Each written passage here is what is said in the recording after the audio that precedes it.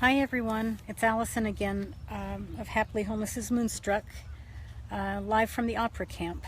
And it's Memorial Day here. It's Memorial Day everywhere, and I'm working. I took yesterday off. I'm working today, and but today is mowing day, and there's quite a bit to mow. So I do the John Deere tractor, and then I do the push mower, and then I do the trimmer and the blower. You know, the whole 9 yards. Whole routine. So I just wanted to touch base with you here. As I'm driving around, I'm just thinking of all of our military. I'm thinking of all of the real meaning of Memorial Day today. And as many of you know, I'm closely connected to the military through my I'm an Army brat. My dad was a West Pointer, Stuart Miller. He was a lieutenant colonel. Graduated West Point in the class of *51, and so I'm an Army brat, and we traveled around the, well, when I say around the world, we went to Germany a couple of times, and then of course my husband Chuck he was retired Air Force and served honorably for his entire career, and so I have a place in my heart for all of those who through the centuries gave their lives for our country for many different reasons. Chuck and I had the opportunity as we traveled in our last 4 years together to really see all parts of our country and learn a part of our history that in living color, so to speak. You know, we went to all the national battlefields and national parks. We saw the national cemeteries. We spent a lot of time wandering through those, and I was able to give Chuck full military honors after he died. So, so today too, in addition to being Memorial Day, it's an anniversary of sorts for me.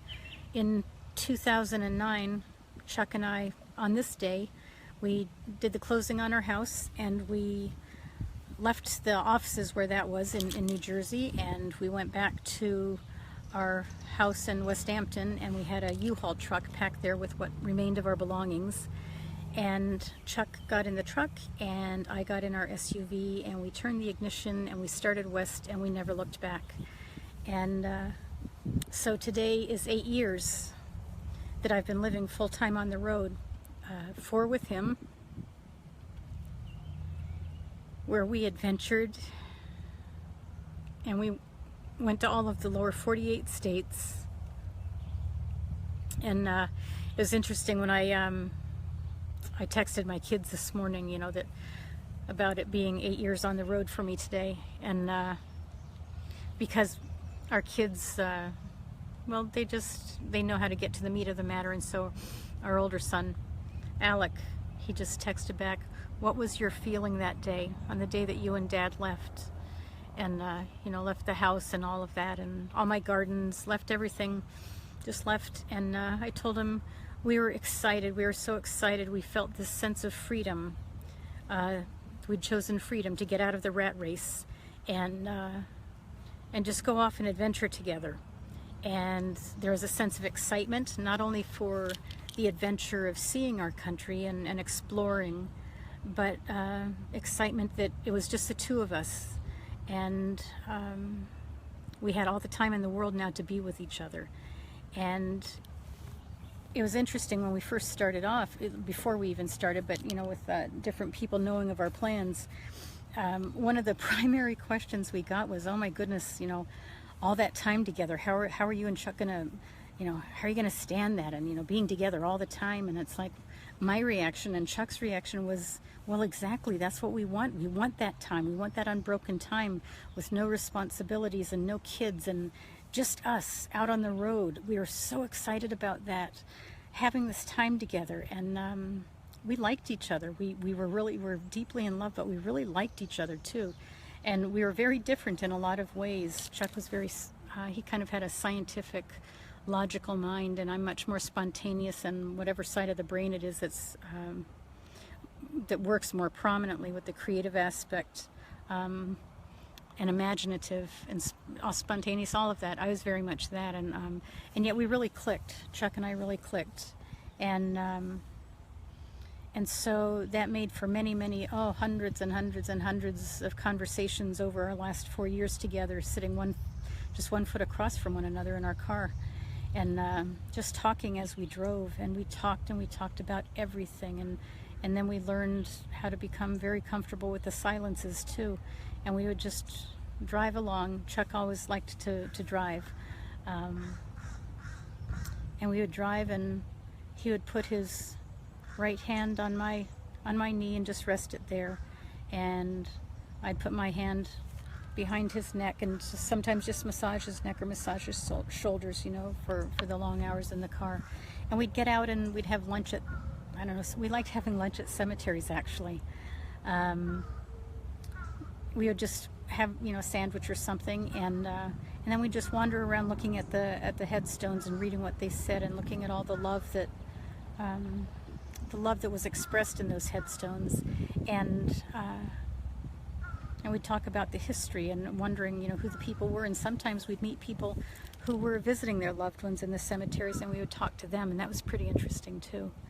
And we made so many friends along the way, and we visited family and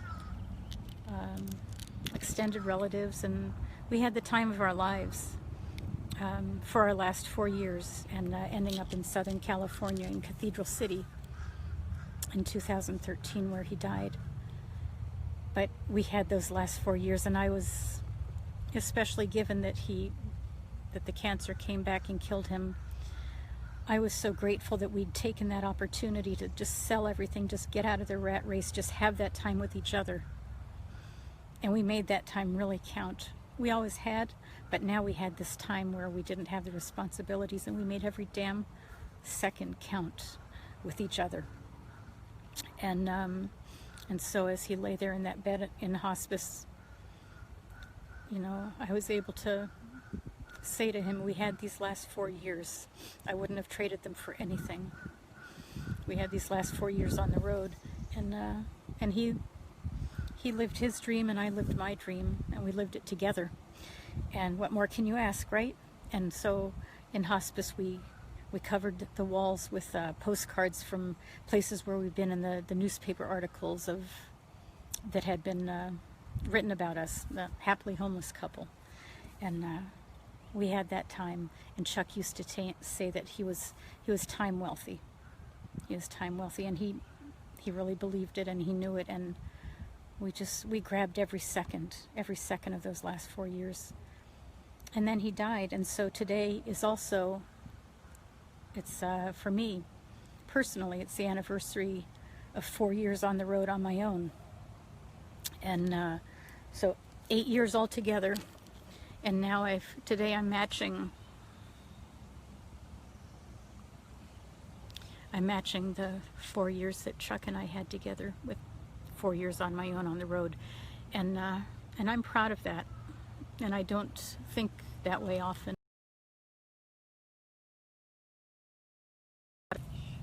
I started out on this odyssey of love with my little trailer, not having a clue. Not having a clue about how to tow a trailer, how to camp. I'm not an outdoors person, I've written about that before, but I learned how to do all of that, and I've got 100,000 miles under my belt now on this odyssey of love, and I've crisscrossed the country 8 times, and Chuck started me out. He knew that he needed to give me a mission, and so he asked me to return to the 4 different places to scatter his cremains. He started me out to give me some direction, but he knew that he could only start me out, and the rest of it was up to me. And there were other places that I needed to go to scatter his cremains that he would like. And in order for me to recognize those places, I would have to keep my heart open, and he knew that.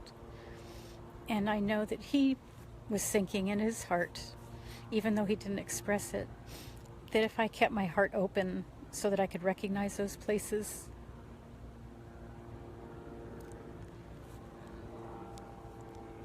that it would help me, then I'd be able to create a new life without him. And so I set out on that road, and my kids have each accompanied me for different parts of it. And I'll always be so grateful to them. You know, Alec and Nick and Rachel Grace, and to their spouses for being so supportive of that. So today, my 4 years anniversary and my 8 years anniversary finds me at Opera in the Ozarks and mowing the lawns. God, life changes in an instant. Mowing the lawns and meeting so many people, and there's wonderful people here. There really are. This morning I was telling somebody, oh, it's kind of an anniversary for me, one of the students, and I said, you know, I've been 8 years on the road today and 4 years on my own, and so I guess that's pretty good considering a lot of times I really don't know what I'm doing. And he said something to the effect of, you know, it's in a crisis that people so often find the deepest parts of themselves, and I said that's true, you know, I think that's true. And he said, and this just shocked me, he said, you know, you're the happiest and the most upbeat person and the most put together person that I've ever met. And I stopped cold in my tracks and I just stared at him and I said, that's so odd for me to hear that, because I consider, I mean, inside I'm so devastated, and my life, you know, without Chuck is so empty.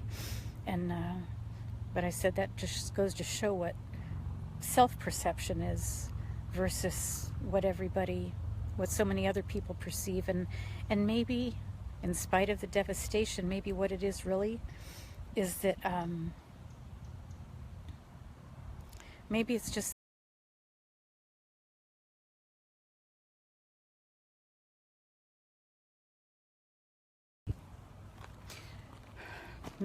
the love.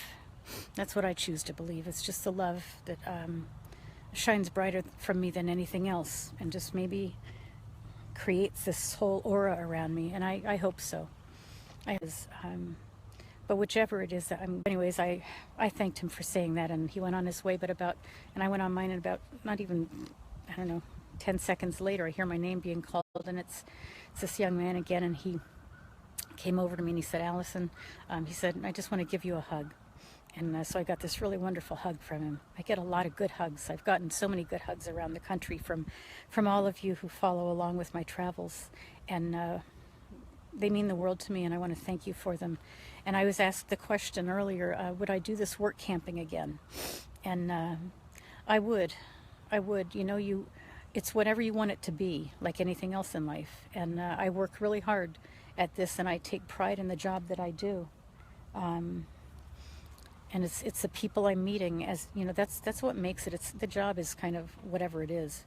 It's the people I meet, and it always is, isn't it? And so yes, I would do this again, you know, especially if I could find a situation like this where I have the site's paid for and I get paid besides that.